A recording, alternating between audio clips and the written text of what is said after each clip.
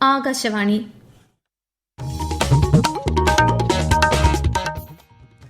നമസ്കാരം. പ്രത്യേക വാർത്താ ബുള്ളറ്റിൻ വായിക്കുന്നത് പാർവതി വിജയൻ.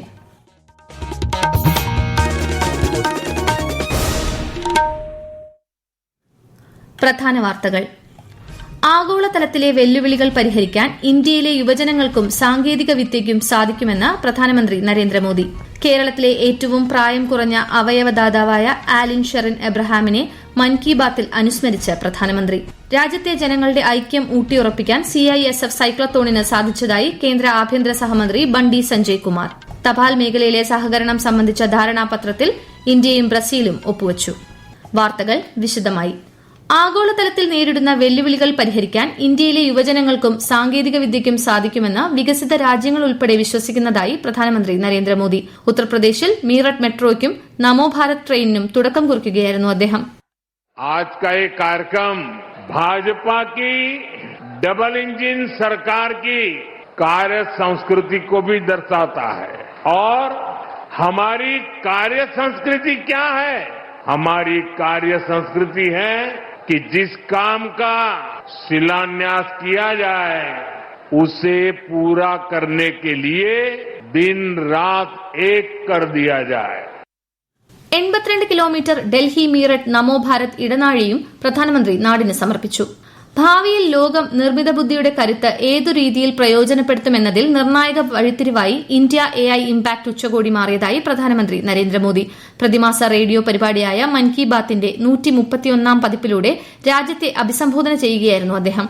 കേരളത്തിലെ ഏറ്റവും പ്രായം കുറഞ്ഞ അവയവദാതാവായ 10 മാസം പ്രായമുള്ള ആലിൻ ഷെറിൻ എബ്രഹാമിനെ പ്രധാനമന്ത്രി അനുസ്മരിച്ചു. ആലിന്റെ മാതാപിതാക്കളുടെ തീരുമാനം ഓരോ ഇന്ത്യക്കാരുടെയും ഹൃദയത്തിൽ ആദരം നിറച്ചതായും പ്രധാനമന്ത്രി പറഞ്ഞു. പ്രധാനമന്ത്രിയുടെ വാക്കുകൾക്ക് ആലിന്റെ മുത്തച്ഛൻ റജീസ് ശാമുവേൽ നന്ദി രേഖപ്പെടുത്തി.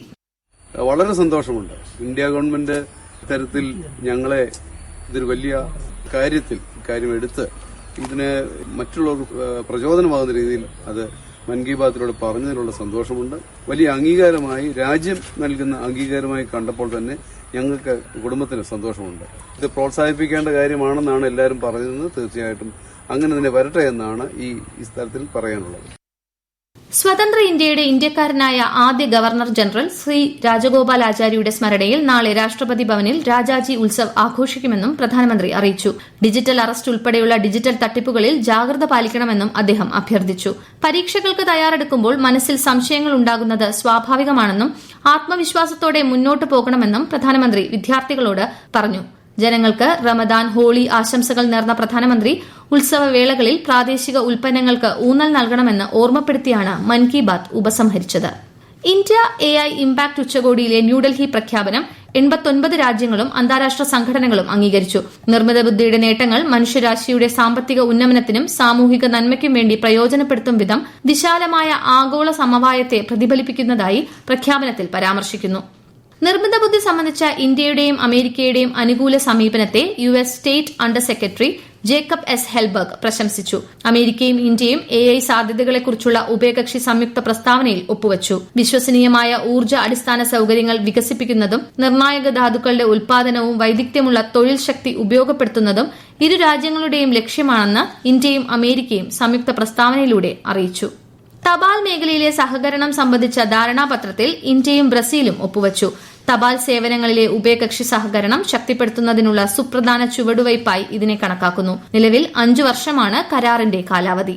നിർമ്മിത ബുദ്ധിയുടെ ശരിയായ ഉപയോഗം രാജ്യത്തെ കാർഷിക മേഖലയ്ക്ക് സമ്പദ്വ്യവസ്ഥയിലേക്ക് 70,000 കോടിയോളം രൂപ സംഭാവന നൽകാൻ സഹായിക്കുമെന്ന് കേന്ദ്രമന്ത്രി ജിതേന്ദ്ര സിംഗ് മുംബൈയിൽ നടന്ന AI ഫോർ അഗ്രി 2026 ഉച്ചകോടിയുടെ ഉദ്ഘാടന സെഷനിൽ സംസാരിക്കുകയായിരുന്നു അദ്ദേഹം. ആഗോളതലത്തിൽ കാർഷിക മേഖല കാലാവസ്ഥാ വ്യതിയാനം ഉൾപ്പെടെയുള്ള ഗുരുതരമായ വെല്ലുവിളികൾ നേരിടുന്നുണ്ട്. നിർമ്മിത ബുദ്ധിയുടെ സഹായത്തോടെ കർഷകർക്ക് ഈ വെല്ലുവിളികളെ തരണം ചെയ്യാൻ സാധിക്കുമെന്നും കേന്ദ്രമന്ത്രി പറഞ്ഞു. കേരളം ഉൾപ്പെടെ 5 സംസ്ഥാനങ്ങളിലെ അന്തിമ വോട്ടർ പട്ടിക കേന്ദ്ര തെരഞ്ഞെടുപ്പ് കമ്മീഷൻ ഇന്നലെ പുറത്തിറക്കി. ഗുജറാത്തിലാണ് ഏറ്റവും കൂടുതൽ പേരെ വോട്ടർ പട്ടികയിൽ നിന്ന് ഒഴിവാക്കിയത്. 68 ലക്ഷത്തിലധികം പേരാണ് പട്ടികയിൽ നിന്ന് പുറത്തായത്. 206 പേർ മാത്രം പട്ടികയിൽ നിന്ന് പുറത്തായ ലക്ഷദ്വീപിലാണ് ഏറ്റവും കുറവ് വോട്ടർമാർ ഒഴിവാക്കപ്പെട്ടത്. കേരളത്തിൽ ആകെ 2,60,53,644 പേരാണ് അന്തിമ വോട്ടർ പട്ടികയിലുള്ളത്. ഈ വാർത്തകൾ ആകാശവാണിയിൽ നിന്ന്. ആകാശവാണി വാർത്തകളും വാർത്താധിഷ്ഠിത പരിപാടികളും All India Radio News Thiruvananthapuram YouTube ചാനലിലും All India Radio News Thiruvananthapuram Facebook പേജിലും AR News_ തിരുവനന്തപുരം ഇൻസ്റ്റഗ്രാം അക്കൌണ്ടിലും AR News_TVM X ഹാൻഡിലും ലഭ്യമാണ്. കേരള നിയമസഭയുടെ ബജറ്റ് സമ്മേളനം നാളെ പുനരാരംഭിക്കും. Kerala nativity card bill, 2025 Kerala public service commission bill തുടങ്ങിയവ സഭ നാളെ പരിഗണിക്കും. ധനാഭ്യർത്ഥനകൾ സംബന്ധിച്ച വിവിധ കമ്മിറ്റികളുടെ റിപ്പോർട്ടും നാളെ നിയമസഭയിൽ സമർപ്പിക്കും. തിരുവനന്തപുരം വട്ടിയൂർക്കാവ് ജംഗ്ഷൻ വികസന പദ്ധതിയുടെ ഉദ്ഘാടനം മുഖ്യമന്ത്രി പിണറായി വിജയൻ നിർവഹിച്ചു. വ്യാപാരികൾക്കായുള്ള പുനരധിവാസ സമുച്ചയത്തിന്റെ നിർമ്മാണോദ്ഘാടനവും 283 കോടി രൂപയുടെ പൊതുമരാമത്ത് പ്രവൃത്തികളുടെ പൂർത്തീകരണവും അദ്ദേഹം നിർവഹിച്ചു. പുനരധിവാസം ആവശ്യപ്പെട്ട 58 വ്യാപാരികൾക്കായാണ് സമുച്ചയം നിർമ്മിക്കുന്നത്. രാജ്യത്തെ ജനങ്ങളുടെ ഐക്യം ഊട്ടിയുറപ്പിക്കാൻ CISF സൈക്ലത്തോണിന് സാധിച്ചതായി കേന്ദ്ര ആഭ്യന്തര സഹമന്ത്രി ബണ്ടി സഞ്ജയ് കുമാർ. കൊച്ചിയിൽ സൈക്ലത്തോൺ സമാപന ചടങ്ങിൽ സംസാരിക്കുകയായിരുന്നു അദ്ദേഹം. യാത്ര न केवल भारत के विशाल तटों से होकर गुजरी बल्कि देशवासियों को भी जोड़ने में सफल रही. यह साइक्लोथॉन वंदे मातरम के 150 वर्ष पूरे होने के उपलक्ष्य में समर्पित है और यहाँ देशभक्ति, बलिदान और एकता की भावना को श्रद्धांजलि है, जिसने हमारे राष्ट्र को सदियों से मार्गदर्शन दिया. 25 ദിവസം കൊണ്ട് 6553 കിലോമീറ്റർ ദൂരമാണ് സൈക്ലത്തോൺ സഞ്ചരിച്ചത്. നിയമസഭാ സാമാജികർക്കായി നിയമസഭാ ഹോസ്റ്റലിൽ നിർമ്മാണം പൂർത്തിയായ ഫ്ളാറ്റ് സമുച്ചയമായ പമ്പ ബ്ലോക്കിന്റെ ഉദ്ഘാടനം മറ്റന്നാൾ മുഖ്യമന്ത്രി പിണറായി വിജയൻ നിർവഹിക്കും. സ്പീക്കർ AN ഷംസീർ അധ്യക്ഷത വഹിക്കും. പ്രസിദ്ധമായ ചെട്ടികുളങ്ങര കുംഭഭരണി മഹോത്സവം നാളെ. കുംഭഭരണിയോടനുബന്ധിച്ച് നാളെ മാവേലിക്കര, കാർത്തികപ്പള്ളി താലൂക്കുകളിലെ സർക്കാർ ഓഫീസുകൾക്കും വിദ്യാഭ്യാസ സ്ഥാപനങ്ങൾക്കും ജില്ലാ കളക്ടർ പ്രാദേശിക അവധി പ്രഖ്യാപിച്ചിട്ടുണ്ട്. പൊതുപരീക്ഷകൾ മുൻനിശ്ചയപ്രകാരം നടക്കും. പുരുഷ 2020 ക്രിക്കറ്റ് ലോകകപ്പിൽ ഗ്രൂപ്പ് 1 സൂപ്പർ 8 പോരാട്ടത്തിൽ ടോസ് നേടിയ ദക്ഷിണാഫ്രിക്ക ഇന്ത്യക്കെതിരെ ബാറ്റിംഗ് തിരഞ്ഞെടുത്തു. അഹമ്മദാബാദിലാണ് മത്സരം. ഒടുവിൽ വിവരം ലഭിക്കുമ്പോൾ ദക്ഷിണാഫ്രിക്ക 19ാം ഓവറിൽ 6 വിക്കറ്റിന് 167 റൺസ് എന്ന നിലയിലാണ്. നേരത്തെ ഗ്രൂപ്പ് 2 മത്സരത്തിൽ ഇംഗ്ലണ്ട് 51 റൺസിന് ശ്രീലങ്കയെ തോൽപ്പിച്ചു. വനിതാ ഏഷ്യാകപ്പ് ക്രിക്കറ്റ് റൈസിംഗ് സ്റ്റാർസ് 2026 കിരീടം ഇന്ത്യ A ടീമിന്. ബാങ്കോക്കിൽ നടന്ന ഫൈനലിൽ ബംഗ്ലാദേശ് A ടീമിനെ 46 റൺസിന് പരാജയപ്പെടുത്തിയാണ് ഇന്ത്യ A കിരീടം ചൂടിയത്. ഡൽഹി ആദർശ് നഗറിലെ മച്ലീസ് പാർക്ക് പ്രദേശത്ത് വീട്ടിൽ LPG സിലിണ്ടർ പൊട്ടിത്തെറിച്ചുണ്ടായ തീപിടുത്തത്തിൽ 14 പേർക്ക് പരിക്ക്. ഡൽഹി അഗ്നിരക്ഷാസേനയെത്തി തീ നിയന്ത്രണ വിധേയമാക്കി. പരിക്കേറ്റവരിൽ 3 ഫയർമാൻമാരും 3 ഡൽഹി പോലീസ് ഉദ്യോഗസ്ഥരും ഉൾപ്പെടുന്നതായി അഗ്നിശമന വകുപ്പ് അറിയിച്ചു. ഉത്തർപ്രദേശിലെ സ്വാമി അവിമുക്തേശ്വരാനന്ദ സരസ്വതിക്കെതിരെ FIR രജിസ്റ്റർ ചെയ്യാൻ പോക്സോ കോടതി ഉത്തരവ്. ആൺകുട്ടികളെ ലൈംഗികമായി ചൂഷണം ചെയ്തെന്ന പരാതിയിൽ പ്രയാഗ്രാജിലുള്ള പ്രത്യേക പോക്സോ കോടതിയാണ് അന്വേഷണത്തിന് ഉത്തരവിട്ടത്.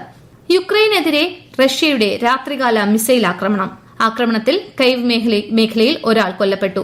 തകർന്ന കെട്ടിടങ്ങളുടെ അവശിഷ്ടങ്ങൾക്കിടയിൽ നിന്ന് ഒരു കുട്ടി ഉൾപ്പെടെ 8 പേരെ രക്ഷപ്പെടുത്തിയതായി യുക്രൈൻ അറിയിച്ചു. അതേസമയം തങ്ങളുടെ വ്യോമ പ്രതിരോധ സംവിധാനങ്ങൾ യുക്രൈനിയൻ ഡ്രോണുകൾ നശിപ്പിച്ചതായി റഷ്യൻ പ്രതിരോധ മന്ത്രാലയം അറിയിച്ചു. പഞ്ചാബ് ഫ്രോണ്ടിയർ അതിർത്തി സുരക്ഷാ സേനയുടെ വജ്ര ജൂബിലി ആഘോഷങ്ങളുടെ ഭാഗമായി അമൃത്സറിൽ ബോർഡർമെൻ മാരത്തോൺ സംഘടിപ്പിച്ചു. ഫിറ്റ് ഇന്ത്യയുടെ നേതൃത്വത്തിൽ അതിർത്തി ജനസംഖ്യയുമായി കൈകോർക്കാം എന്ന പ്രമേയത്തിലാണ് മാരത്തോൺ നടന്നത്. രാജ്യത്തുടനീളമുള്ള 7500-ലധികം ഓട്ടക്കാർ പങ്കെടുത്തു. പ്രധാന വാർത്തകൾ വീണ്ടും.